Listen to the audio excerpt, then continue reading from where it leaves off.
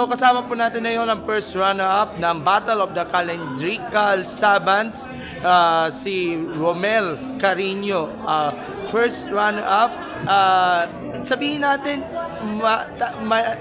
maikli yung difference niyo sa champion natin na si Antonella Racasa, pero at least nakuha mo pa rin ang first runner-up finish. So, una sa lahat, kamusta na ang experience na makakasali dito sa one-day tournament na ito? Very grateful ang feelings. At saka, na-reminis ko yung high school and college days ko na excitement, nervous, taking the competitions like this. At of course, gano'n ba kahirap talaga yung, of course, sabihin natin pag talas ng memorya, pag memorize mo anong araw, yung mga specific dates natin, lalo na yung mga iba't ibang mga sentuaryo na nangyayari 8 decades, lalo na yung sa third one, yung difficult one. Gano'n ba kahirap para sa'yo?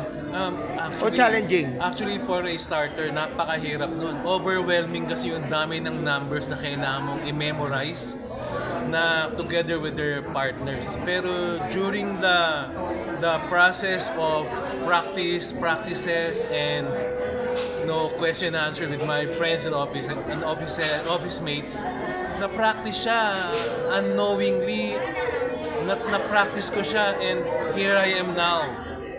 Suddenly, I just learned how to count the calendars. And of course, na-enjoy mo na gusto na makalaro kasama yung mga bata natin, mga sabihin natin future na memory sports stars. Does it feel na makalaro yung mga bata natin? Hindi na-underestimate ko sila. Hindi ko alam na ganun pala sila kagagaling.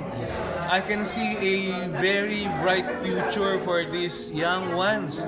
Give them 2, 3, 4 years from now, they could be, as better as I am, or even more than what I can. Sir Romel, ano ang plano ninyo? Itutuloy nyo pa rin ba yung mga iba't ibang mga memory games na inyong sasalihan? O maybe mga international competitions na i-host natin at mag-challenge yun yung mga iba't ibang mga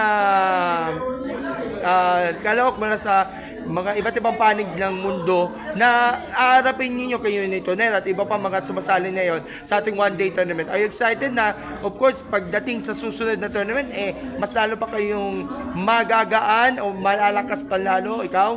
Oh, of course, I'm looking forward to higher level of competition with regarding the counting of calendars. But that would happen only if God permits. Oo, kalooban talaga ng Panginoon, syempre. At kung kakayanin, itutuloy mo pa rin ang iyong paglaok niyan sa mga ganitong klaseng competition. O kahit isa iba pa mga similar na mga memory sports competition sa Romel. Yes, sir.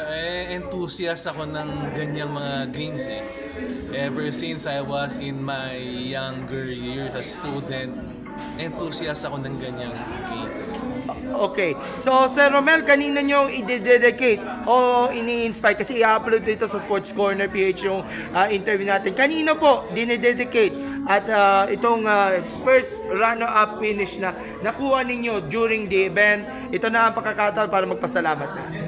Iisang piraso lang to, pero ang dami ko silang gusto pasalamatan. Una sa lahat, yung nandun sa taas. Amen. Pangalawa, yung mentor ko, si Irene Bughaw, my family, my friends, and to the organizers and sponsors of this event. At of course, yung siyempre, ang inspirasyon ng pamilya natin. Ayun. So, Not to forget, sir, nga pala, for the Pagcor family from Luzon, Visayas, and Mindanao. nagtatrabaho ka sa Pagcor, no? Yes, sir. Yes, sir. Oo. So, Lalong-lalo na sa Maidas, CF Maidas, atin to. Atin to. Alright. So, Sir Romel, maraming salamat and congratulations. And we do hope na sana magpatuloy mo pa ang inyong career niyo po sa pag-memory sports at mas lalo pa kayong tumalas pa ang pag-iisip at pag-memorya niyo po pagdating nga sa mga susunod and mas lalo kang preparado. God bless and more power. Okay, what else can I say? Thank you, my brother. Thank you. Thank you so much. Bye-bye. Bye-bye.